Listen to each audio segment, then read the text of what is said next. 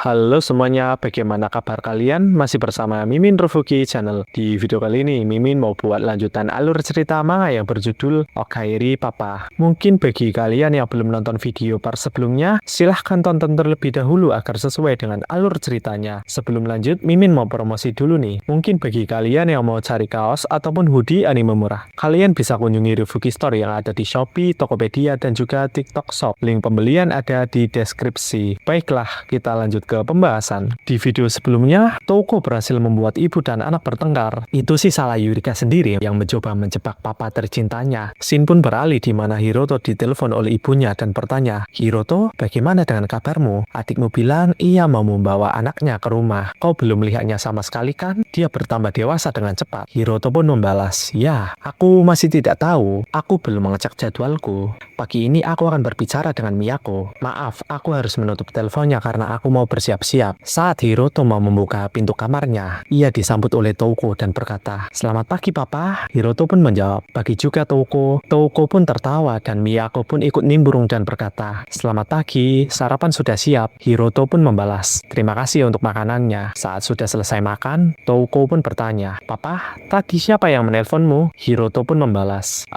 tadi yang menelpon adalah orang tuaku." Touko pun membalas, "Benarkah begitu? Aku ingin tahu apakah itu beneran."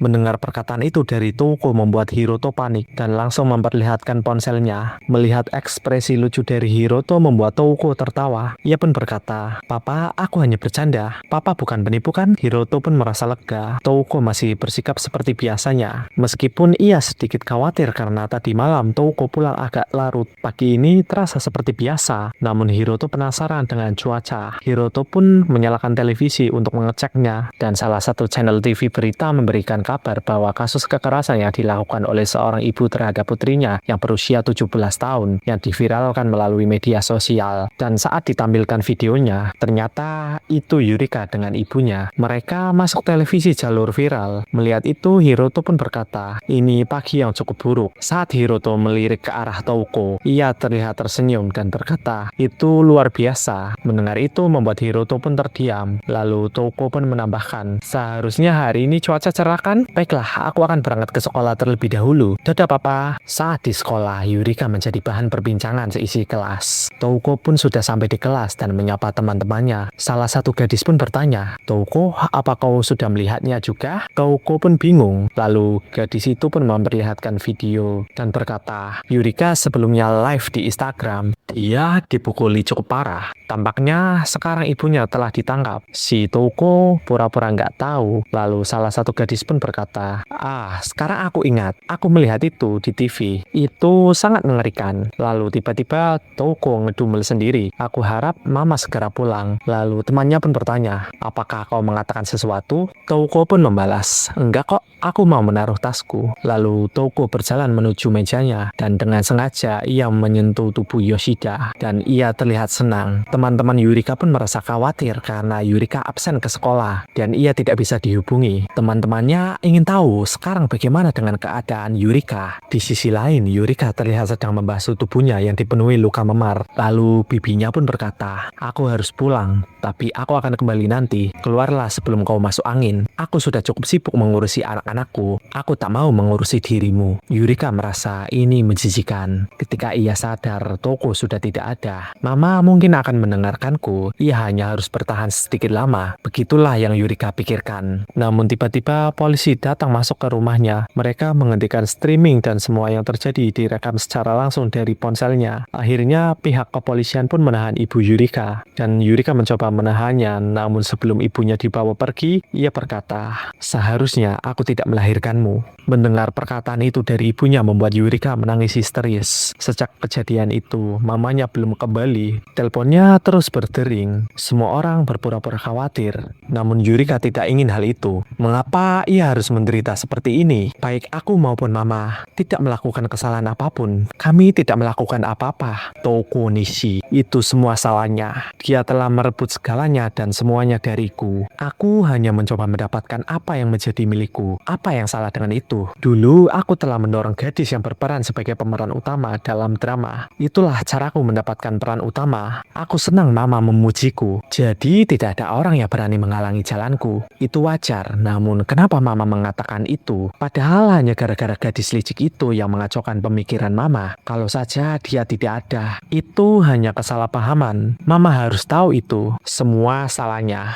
Sebuah tipu muslihat untuk mengelabui mama. Ya, itu benar. Lalu Yurika mengambil sebuah pisau. Ia akan pergi untuk mengakhiri semuanya. Saat di jalan, Yurika penasaran ekspresi apa yang akan muncul di wajah Touko. Ia tidak akan pernah memaafkannya. Bahkan memohon tidak ada gunanya. Ia akan mengincar Hiroto terlebih dahulu. Namun, Yurika tidak sengaja menabrak seseorang dan membuat dirinya terjatuh. Lalu ia berkata, "Hei, apa yang?" Namun orang yang ia tabrak memanggil namanya. Ternyata orang yang ia tabrak adalah seorang pria yang terlihat kucel yang bertahun-tahun menguntit Yurika. Ia pun berkata, "Itu benar kau? Aku sudah lama." Yurika pun berpikir, mengapa dia ada di sini? Penguntit itu pun melanjutkan, "Aku melihat streamingmu dan segera menyadari bahwa kau ingin aku membantumu kan? Aku tahu ibumu yang memisahkan kita." Yurika mencoba melarikan diri dan ia mau mengambil pisau di tasnya. Namun tangan Yurika malah ditangkap oleh penguntit itu dan ia berkata, "Mengapa kau memiliki itu? Kau akan menyakiti dirimu sendiri." Di momen genting seperti ini, Yurika malah tidak bisa bersuara. Penguntit itu pun berkata,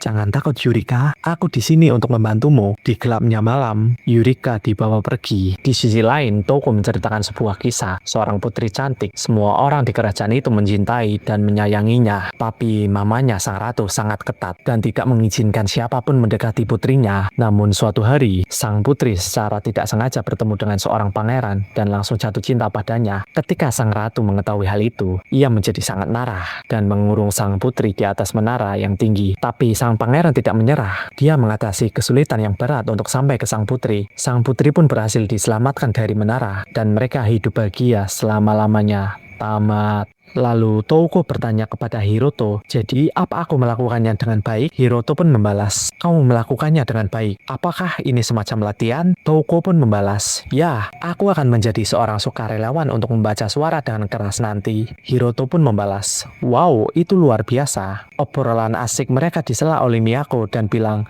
"Makan malam sudah siap." Lalu Touko mengajak Hiroto. Beberapa hari kemudian, Hiroto pun memutuskan untuk mudik ke kampung halamannya dan ia mengajak keluarga kecilnya. Miyako pun berkata, "Terima kasih, itu adalah perjalanan yang sangat menyenangkan." Hiroto pun membalas, "Jangan katakan itu. Maaf, aku butuh waktu lama. Aku akan mengambil barang bawaan dulu." "Touko, apakah kau mengalami mabuk dalam perjalanan?" Touko pun membalas, "Aku baik-baik saja, Papa. Aku sudah menantikan perjalanan ini." Hiroto pun membalas, "Syukurlah, ia tidak ingin membuat Touko merasa tidak nyaman." Lalu mereka disambut oleh ibu Hiroto. Miyako dan Touko pun menyambutnya dengan sopan dan mereka bertiga dipersilakan untuk masuk dan diantar ke kamar mereka. Hiroto pun bertanya, "Ibu, di mana Chika? Dia seharusnya sudah pulang kan?" Ibunya pun membalas, "Ya, tapi dia pergi ke toko swalayan. Dia akan segera kembali, jadi cepatlah bakar dupa." Lalu Hiroto berdoa kepada arwah kakek, nenek, dan ayahnya. Beberapa saat kemudian, adiknya pun sudah pulang. Hiroto pun menyambutnya. Ia merasa heran, kenapa ponakannya tumbuh dengan cepat. Lalu Touko menyapa tantenya. Adiknya Hiroto merasa Touko sangat cantik. Saat sedang asik mengobrol, ibunya Hiroto pun menyela dan bilang, "Makan malam sudah siap." Saat di meja makan, Hiroto diomelin oleh ibunya karena tidak pernah menghubunginya. Hiroto beralasan sibuk.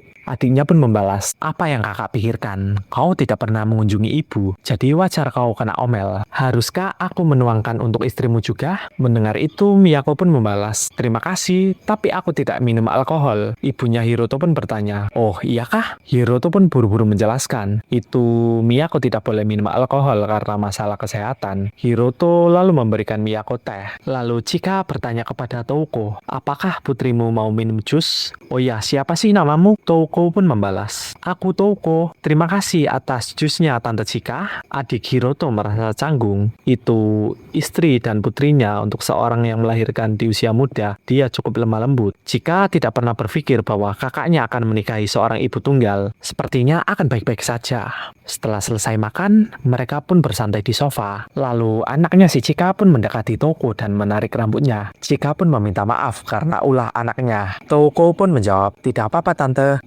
bolehkah aku menggendongnya?" Chika pun membalas, "Tentu saja." Sepertinya Toko suka dengan anak kecil. Hiroto melihat itu pun tersenyum. Toko pun berkata, "Oh, dia sangat lembut dan baunya harum." Chika ingin tahu jika Toko merasa canggung tinggal di rumah keluarga ayah tirinya. Anak remaja biasa menjadi sensitif pada seusia ini, tapi sepertinya dia akrab dengan kakakku. Lalu Toko bertanya kepada Hiroto, "Hei papa, apakah kau ingin membuat bayi?" Terima kasih bagi kalian yang telah menonton sampai habis, and see you next time.